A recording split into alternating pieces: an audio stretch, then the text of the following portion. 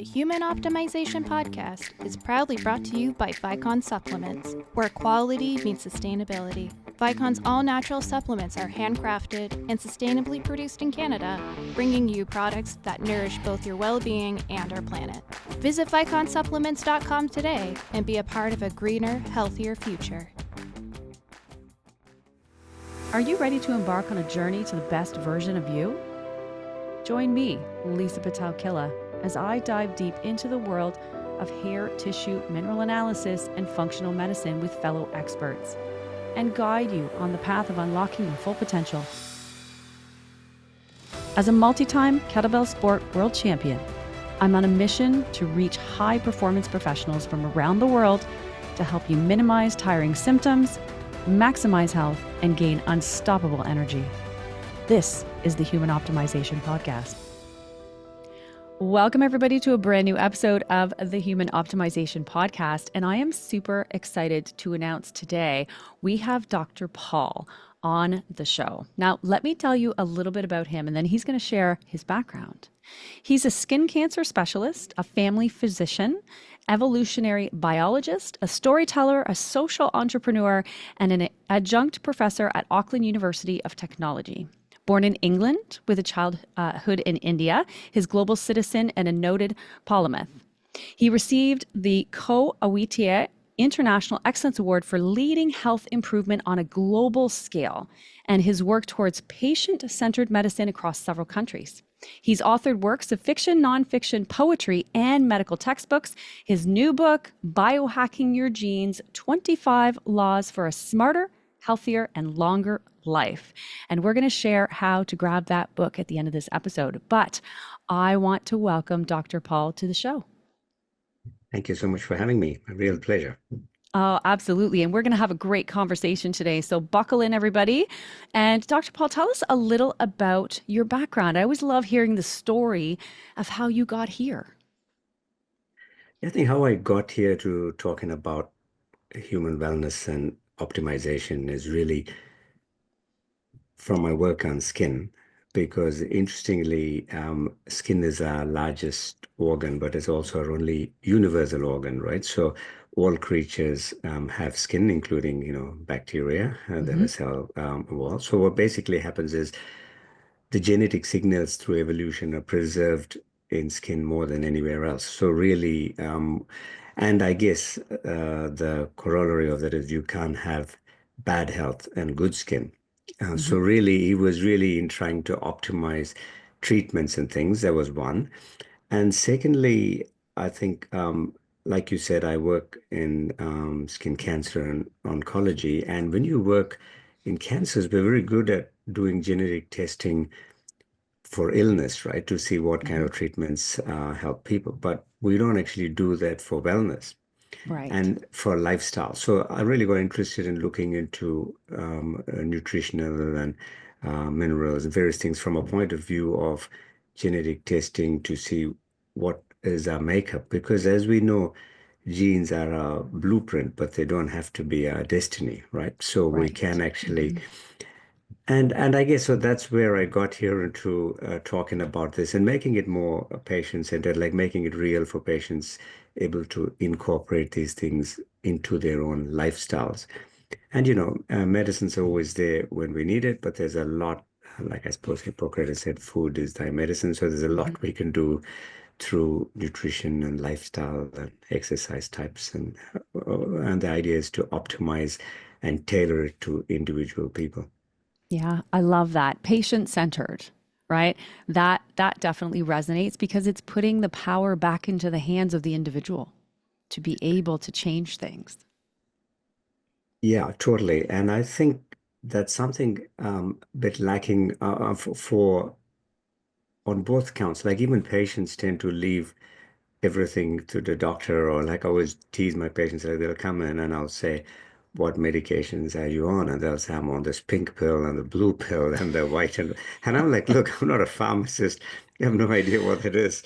Yeah. What are you taking it for? And they're like, I don't know. My doctor gave it to me. And I'm like, I find it amazing that you're putting a chemical into your body and Hmm. you actually have no idea what it does, right?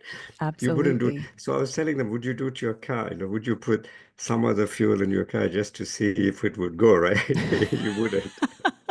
That's a very good analogy. I love that. It's true. If we put diesel into a gas engine, it's not going to go very far. That's what I'm saying. If somebody gave it to you and you're like, all right, I'll just try a bit of diesel. Oh my goodness. Well, and I always am super interested, like when we're talking about genetics, I feel like sometimes people don't necessarily completely understand the impact that their lifestyle choices really make, right? I think they discount how much they can actually change themselves just with changing simple lifestyle factors like their nutrition, their sleep, their exercise, right? Some of those things you already mentioned. And so for you, I really want to hear about the nutritional play kind of in your approach because I think that plays a really big part. Share a little bit on that. I think the biggest, um, like what you said is very true. We can make a massive difference. And I think it's about 50% in anything. So in dealing with cancers, we know that 50% is genetic, like you Hmm. inherit a risk, and 50% is your lifestyle, right? So if you take a lifestyle, and of course that includes your environment. And Hmm. I think with diet, I think the single biggest thing in the book, I talk about biohacking your genes there, is a personal story from what I was interested in a lot was Alzheimer's research, for example, because my Oh. father has Alzheimer's, right? Hmm. And so I was really particularly interested in looking at what medications are available in the last 20 years. And we made very limited progress in medicine. It's like pretty hopeless, really. And there is different reasons for that, which I mentioned in the book. But the key message was like the Mind Dash diet. There's a diet which you can follow, which actually has been shown to reduce your risk by 50%, Wow. right?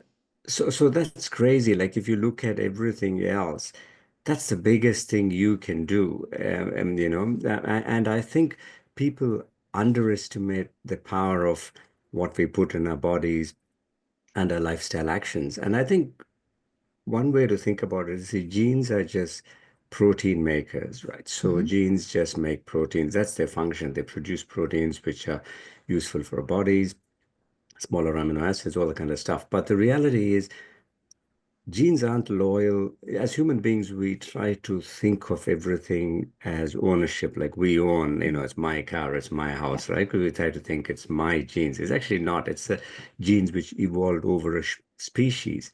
Hmm. So, like Richard Dawkins talking about the selfish gene, the gene doesn't actually think, oh, I need to look after Lisa or Sharad here. The reality is Hmm. the genes just produce protein. So, if you do bad stuff or something which is not suited to your genetic makeup, then you will have adverse effects. If you do Right. stuff which is suited to your genetic makeup, you'll have a positive. So I guess the biggest thing was that this kind of a difference where medications even weren't available or effective, that you could really make like as much as a 50% reduction in risk. That's just huge. So I tend to That be is in huge. biohacking, I tend to be more at the holistic kind of diet, nutrition, lifestyle end. Hmm. Obviously, in biohacking is very commonly used now, and there are a lot of people at the extreme end of, Right. CRISPR and trying, and I'm not that person. So I think, like you said, for me, I think the biggest impact you can make is by modifying your diet based on your gene type or for your needs as well. So, and that's what this book is about. That's amazing. Well, and tell me, obviously you did a ton of research. I mean, I know you've done a ton, but did a ton of research when writing the book too. What was one of the most surprising things that you found while digging into some of that research? I think the most surprising thing is that I guess the thing which stood out for me is one particular one when I was looking at the rise of autism and spectrum disorders Hmm. now compared to what was about 20 odd years ago. We've had a 600% rise, right? Yep. And I was basically just looking into what are the, I mean, and I was going with it totally like I had no preset ideas where I was guiding the conversation. I was just purely researching. What was interesting, obviously, we know urbanization. We see it in even places like China and in the West. Essentially, the more indoors we are, which nowadays we are, unfortunately, in front of our devices and things. Right. Yeah. Secondly, in the US, when studies were done between states which had more sunshine versus less sunshine, so the importance of vitamin D came about.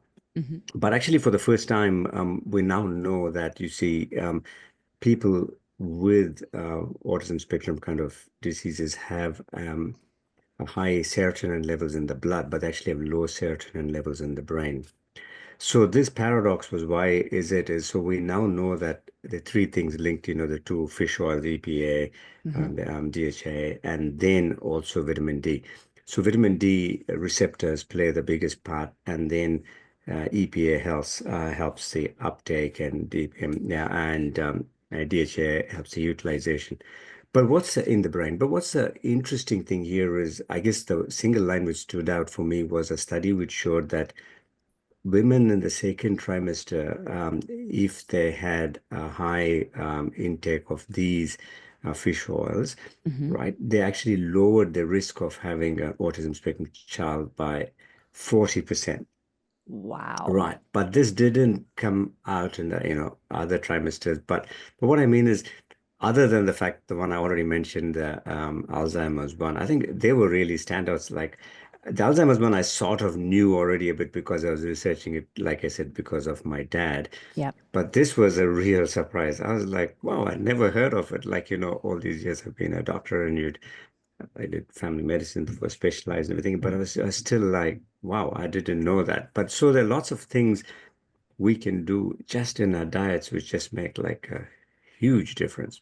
Yep. Even at a general, everybody, so there are many things in the book everybody can do. And then if you want to take it to the next level, you can fine tune it to yourself as well. Nice. Yeah. Well, putting it into practice and keeping it simple makes it so much easier to execute, right? Yes. Tell me about, so I mean, obviously there's a lot of longevity clinics. They're making different suggestions. We hear about urolithin A, we hear about, all kinds of different therapies. What are your views on some of those types of therapies? How do you feel about those? Yeah. And like I said, look, some of them are experimental, some of them have a little bit more research. And I'll Hmm. just explain this area. So fundamentally, life on Earth is a carbon-based life, right? So basically we have carbon-based metabolism, and so folic acid, Hmm. folate is very big because it's a carbon donor, right? Hmm. So we have folic acid which can donate carbon in three different forms: it a methylene form, methyl form, formal form. In other words, CH3, CH2, CHO. And what it is so in the first form is where you have your MTHFR gene, like tetrahydrofolate.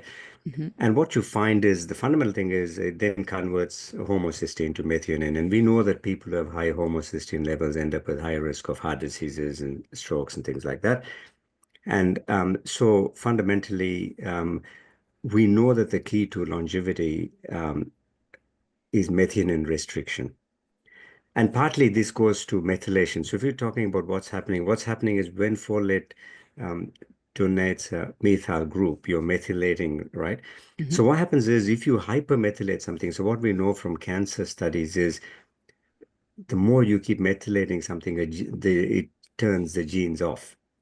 Hmm. Right. And so what happens is if you hypermethylate something, like it's just overmethylated, as well as bad, because what it does is it then shuts off the tumor suppressor gene. So we know that too much methylation also can then end up causing more cancers. Right. So if you go back one step here and you look at longevity per se, you look at people who live older, like the super agers who live till 110 or Yep. 115. Hmm. What you know is it's not that they don't get cancers or they don't get other degenerative diseases. It's just that they get them later. Right. Right. So where this went with the longevity research, so therefore we know certain medications which we know definitely help with this methionine restriction. So particularly in females, as simple as, folic acid and to a lesser extent B12, but, folic acid, taking it in females has been shown to increase your lifespan. Or in genetic studies, when we see the telomeres getting shortened, it actually prevents that in females. Hmm. Interestingly, in males, the effect is not as pronounced, or the studies haven't Hmm. shown the same degree. And that's partly because males actually have to consume more folic acid to get the same amount in the red cell, which is where the most accurate measurement is. So, in other words, I have to consume more than twice the amount you would normally consume and to get the same level, right? So maybe that's the reason, but we don't know that yet. The other Yeah. one from commonly known medications is, of course, like metformin. Yep. And obviously it's used in diabetes and things. And that's one of the reasons sugar is bad for us and why we consume too much sugar as a percentage of calorific intake. But that's a different story altogether. So Yep. that's also shown to help in methionine restriction. I guess where the science gets a bit sketchy and where people have been pushing the envelope is with the mTOR inhibitors, where like rapamycin and things like that, which you would have heard of quite a bit. Like a Yep. lot of the longevity clinics already just prescribe rapamycin to people very commonly. And I think there was a study. I think there's a TV show where a guy was t taking all these different things. I think Dr. Johnson, I think, and then he took rapamycin as well, but he's just stopped taking it because of the side effects. But the Wow. interesting story with rapamycin is, I just ask you from your accent, are you Canadian? I am. Okay, so no, the reason I'm saying this is there's a particular story, and the reason I'm telling you the story is Easter Island, right, where rapamycin was discovered, otherwise called Hmm. Rapa Nui, and which was the sort of Polynesian name for it. But what happened was the Canadians were planned a study and where they actually thought that before they put an airstrip in there, Hmm. they thought they wanted to study the environment and everything as to what happened to something pre what they thought was civilization and after proper civilization, right? So what they thought is once we go there and pollute the place and do everything, we'll do another study, which actually, I mean, in a way, uh, progress was happening in a way like what we call progress. So they were Right. trying to at least assess the impacts. So when they tested the soil and they tested everything else in Rapa Nui, which is Easter Island near Chile, they found the soil fungus. And from that soil Mm. fungus, they extracted this rapamycin, right? Because it came from Rapa Nui, which was the name of that island. Hmm. But what happened was then everybody got so excited and pharmaceuticals and everything started developing around it. And then the airstrip was put. They never did the follow-up study. To this day, it never Oh got my done. gosh. So it was actually beautifully planned beforehand in the sense. And then I think they didn't get the funding to do it. Everybody got caught up in the pharmaceutical side of things. So that study didn't get finished. But I was Wow. interested in it for another reason is in New Zealand here, I happen to be on a dermatology committee of particular agency which is like the FDA equivalent, which actually, regulates medications and Hmm. things like that. Hmm. And I was, as part of one of the things, each one is given a task of you look into this for this. I was given task of looking into these mTOR inhibitors because it's used for certain tumors, right? Right. So when I was looking into mTOR receptors, particularly rapamycin, there are actually quite a lot of side effects because with time, they can increase your sugars, they can you get a lot of stomatitis, you get a lot of skin effects. So they are quite toxic. So you're only using it almost like chemo for certain.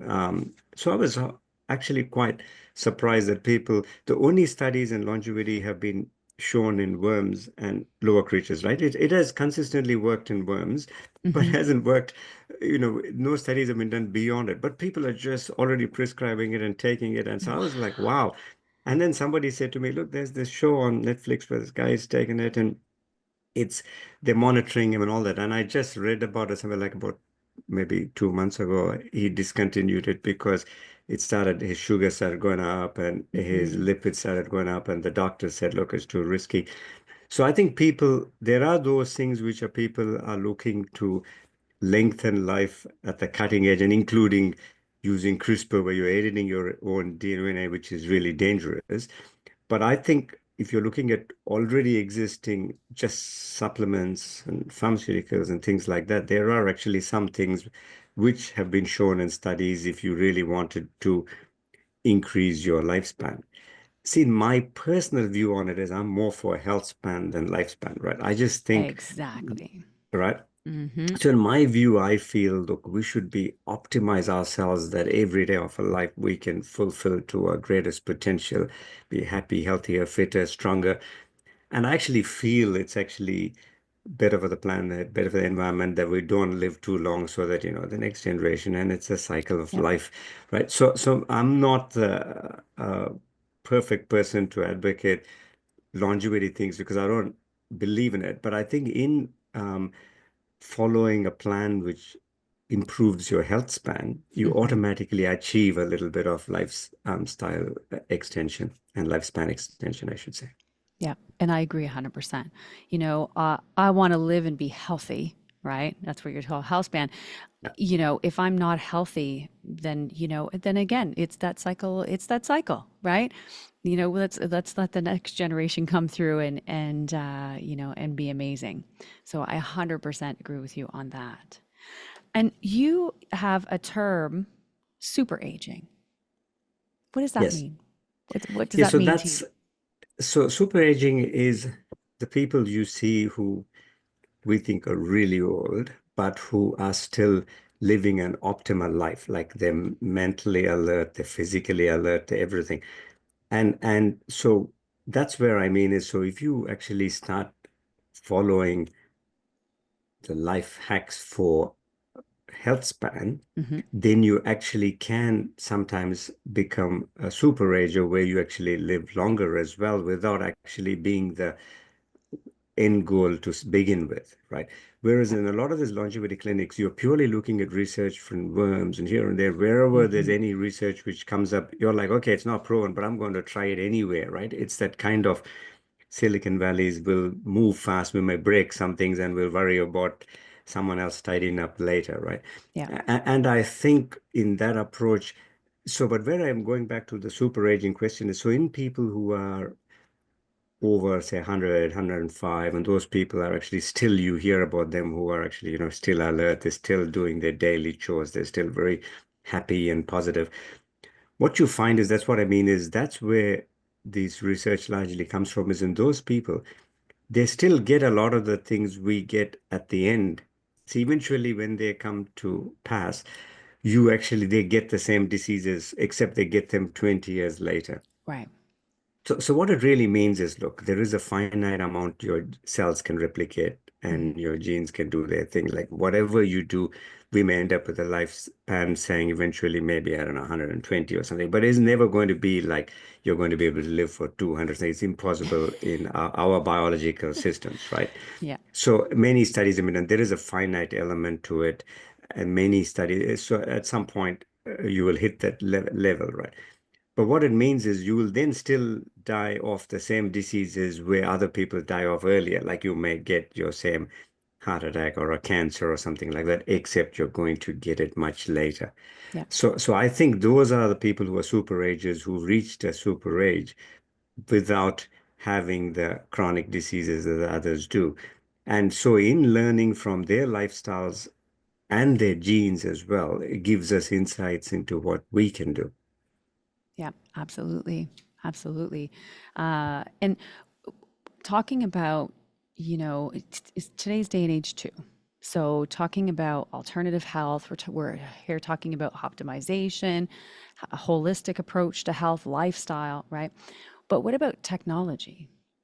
Right? We've got a lot of AI things that are now educating and sharing and talking about health and longevity. And how do you feel about the role of technology in kind of health and wellness today and even in practices? I think where the biggest gain, I guess, in AI is in really analyzing data is the biggest thing I see. Hmm. I think from actual diagnostics, it depends on the field. I think the biggest gains are in places or in specialties like radiology or Hmm. see the and I was actually supervising some student with PhDs who were working on AI to do with diagnosis of skin Mm. cancers and skin diseases, right? Yeah. And so I'll tell you the interesting thing is, the part of the problem is sometimes you don't have enough normal for it to learn the abnormal, right? So for example, like if you came to me and if I looked at your skin, I'm only actually going to cut out something which I thought was abnormal.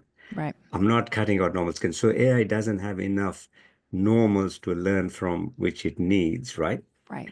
But in certain conditions or specialties, like say if you took radiology or something, it's different because when you take an X-ray or a scan, you're actually scanning the whole area, Hmm. and then you have one area which is abnormal, but the rest of it is still in your field for AI to analyze. Right. So interestingly, I remember putting a poster board at some time ago where they did a study on an AI just looking at normal X-rays, right, Hmm. which were considered normal now, and was able to predict who would get lung cancer later on, right? Wow.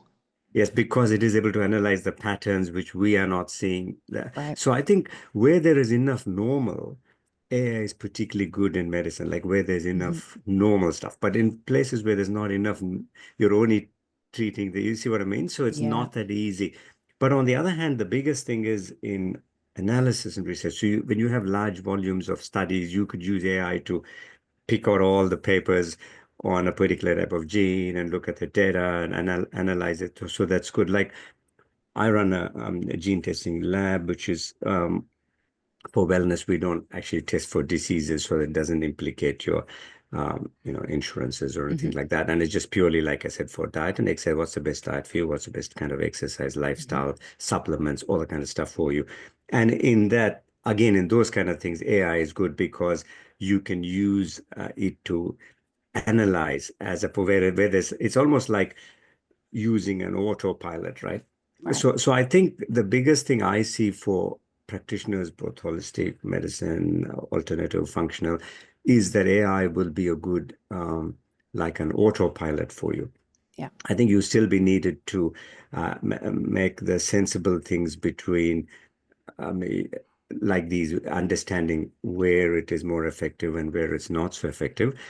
But having said all this, I was yesterday that in the US, there was I just read in the newspaper, yes, and it said that there was a bill passed in America where they were considering AI as should be equivalent to a medical practitioner. Like in the future, there was it was in the news yesterday. So if you looked at it, there was an article which said there was a bill saying now AI should be considered a medical practitioner so that in the future they can just have AI prescribing. So I think, I and feel like that's that's a one, little too far for me. that's Right? it. A little Yeah. too far. And I think it's like, that's one of the things I'm concerned about is like a lot of things we are doing now is inorganic when we evolved organically. Like what I mean is Yeah. we evolved diet and lifestyle. Like there's a TED talk I've given on the myth of race, which talks about how our skin colors evolve. So we evolved based on how we migrated around the planet and what we Hmm. ate and various things, right? So everything came organically. Hmm. So it's actually not organic for us to go live on Mars, for example, right? Simply Right. because I know as a skin cancer doctor that a pilot has twice the risk of a melanoma. So just Mm. normal flying up here, we're not meant to fly because we haven't got wings, right? But we Right. fly occasionally for pleasure. But what I mean is the reality is we're not birds. Hmm. And so we can't even handle that radiation, right? But we are trying to think of things, which is fine for a small group of people on an experimental scale, but we're Hmm. actually doing a lot of things which are inorganic. And Right. in that is where we are trying to overdo longevity. We're trying to overdo. So I tend to be at a little bit more what I think holistic or sensible end of the spectrum and sort of use technology, but also largely understand where we all came from and where we are going.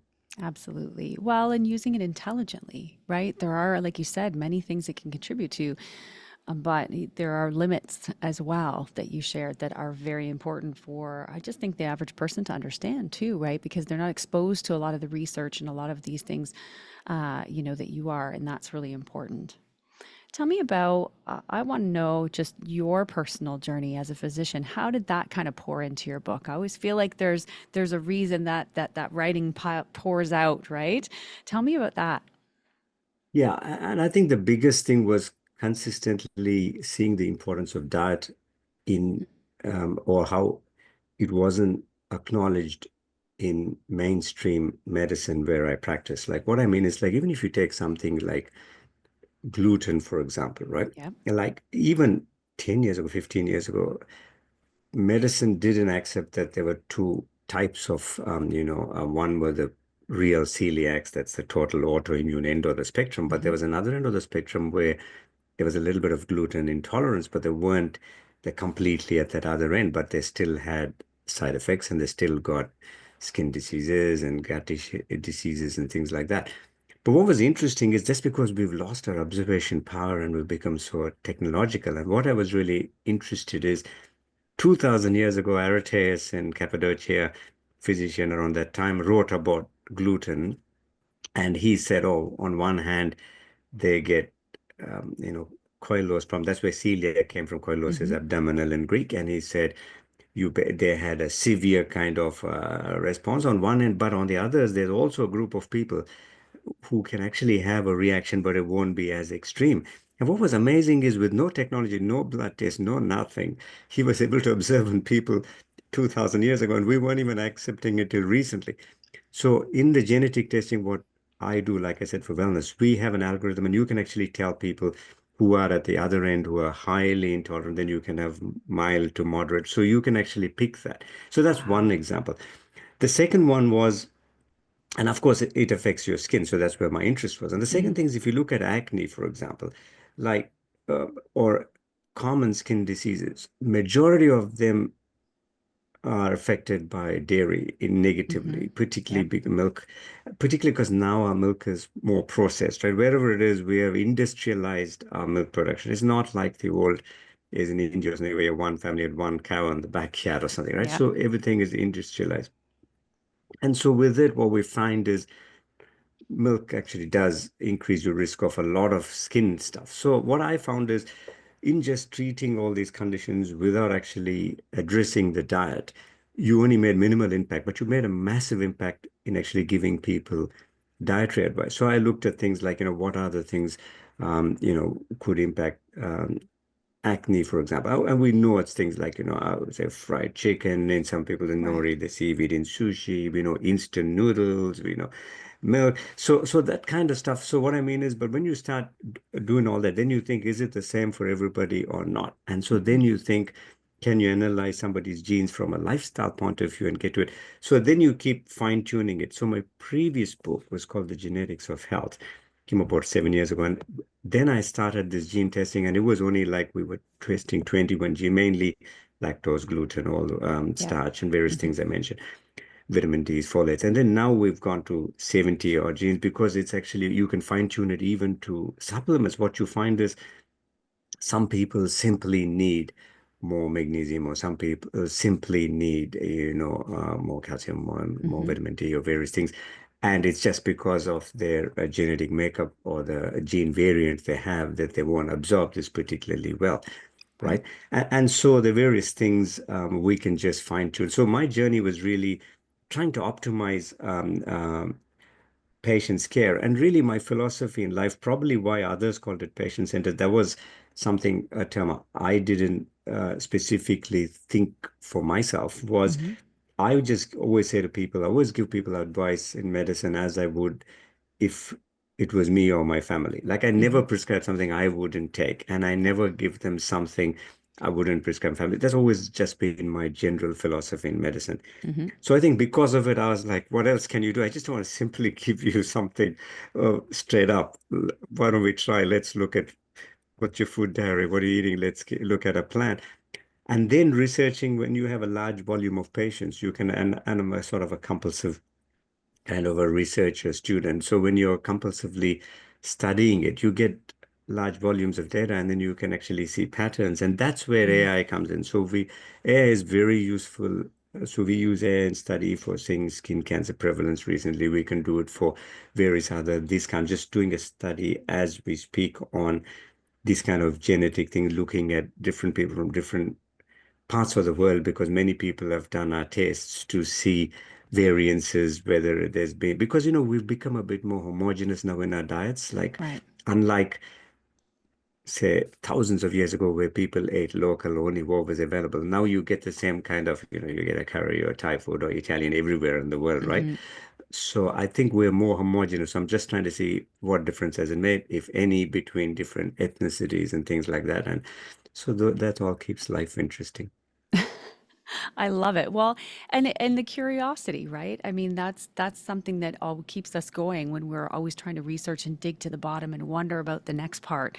That definitely drives my desire and passion to kind of keep going down that road so that I can discover more things, which is exactly what you're doing, and that's amazing.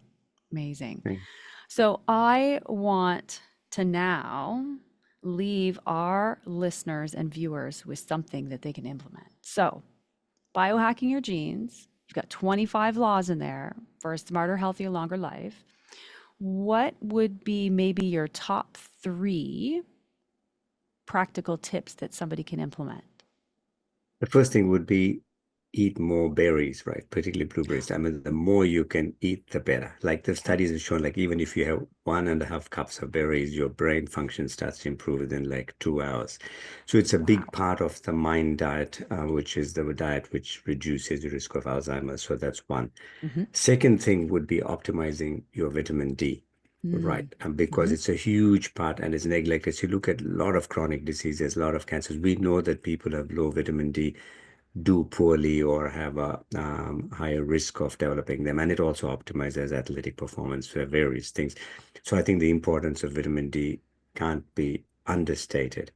And I think the third one would be, like I mentioned, folic acid earlier and methylation, but knowing, in my view, some people are a bit more prone to actually having higher homocysteine levels, and these people put them at a higher risk of heart disease and strokes. And I think getting testing done for those people particularly, Mm-hmm. especially if you have a family history of younger age kind of a heart disease. These are typically men who in the middle ages have died. Then I think it's as a family, it's worth testing and that kind of stuff. So I think otherwise just optimize. If you don't want to do any testing, at least also consume more folic acid, which is plenty of your green leafy vegetables. So I'd say sounds like, very basic advice. But and then I guess the most important also is leg movement exercises, right? Mm. Where you're Okay. moving your leg for the sake of it. So, for example, and where you're holding on to something. So it's funny when people did a study comparing tango with yoga and Tai Chi. Tango reduced the risk of dementia more than others because it's a walk, you're moving your legs, you're holding on to something. Yep. And if you think of brain function, right, it's Mm-hmm. locomotion, walking, and then you're Mm-hmm. holding on to something, grasping, and then you're also balancing. So anything which does all three. So if you're running, you're better off holding on to something like when you run. I think the things which you can, so leg movement exercises are particularly good for the brain. So that's it. Those are the short little final That's amazing. tips. What that tells me is I need to learn the tango, basically. Absolutely. It's funny. I'll tell you when my previous book, as a funny story, was when my previous book was launched. There was a book launch in New York. And when I said this, there was a guy in the audience who ran a big tango studio at the bottom of the Empire State Building. He was very well known. And he came up and he said, "That's what I do." So we ended up having a tango lesson at the book launch. Oh my God, that is amazing. Oh, I love that story. That's great. And what a coincidence, Yeah, right? yeah, absolutely. Yeah, yeah, yeah. Oh, well, that's fabulous. Well, I think those are some really good tips. And you know what? I'm happy to say whenever I make my shake in the morning, the first thing I put in is blueberries. Blueberries, blackberries, raspberries, But strawberries, don't right? mix bananas with berries. Oh, I didn't know So I'll that. tell you what, Okay. every time I go to the restaurants, right? Anywhere Yes. you go and you order a granola, they put berries and they put banana. Yes, And they the do. interesting thing is if you put a banana along with a blueberry, it Yeah. nullifies most of the polyphenols and you only get uh, less of the efficacy. If you, there Wow. is a blog, like if you just put my name, sharadpaul.com, there's a Hmm. blog called Skin in Your Game. And you can actually, there's a thing, I put the research behind it, and there is where I talk about this thing saying don't mix your bananas and berries. So Love it. berries are very good for you, but I should have said don't mix your No bananas. bananas. Okay. That's it. Um, I mix. It's funny because I love smoothies, but I don't like really big thick smoothies. So I'm Yeah. usually the berries and cucumber person. I Oh, like that's fine. cucumber and my Absolutely yeah. fine. Love that. And then I throw my other, all my You can vitamins have your inside banana it. separately, but just don't mix it with Yeah, the berries because it just counter. love It's it. like what I was talking about in that article is Hmm. food interactions. See, we look at drug interactions, but we don't look at food interactions. So That's a that's yeah. that's a Mhm. really good point. Yeah. Well, and so we're going to have all of the links for where people can find you, follow you, read your amazing blogs as well. We're also going to have links for your book. Again, Biohacking Your Genes, 25 Laws for a Smarter, Healthier, and Longer Life. And so, for those of you watching, thank you so much for tuning in. We have a brand new episode every 2 weeks. So, make sure you give this one a thumbs up and follow my channel. And for those of you listening on your favorite podcast host, thanks for tuning in to us today. And we will see you next time. Thanks for joining us today on the Human Optimization Podcast. Episode technical production is by Grace Sylvester and guest booking by Stu Tate. Want to learn more? Visit Pitel-Killah.com for incredible free resources to supercharge your journey to becoming the best version of you. If you enjoyed this podcast, please like and subscribe to the Human Optimization Podcast and follow me on social media at Lisa Pitel-Killah.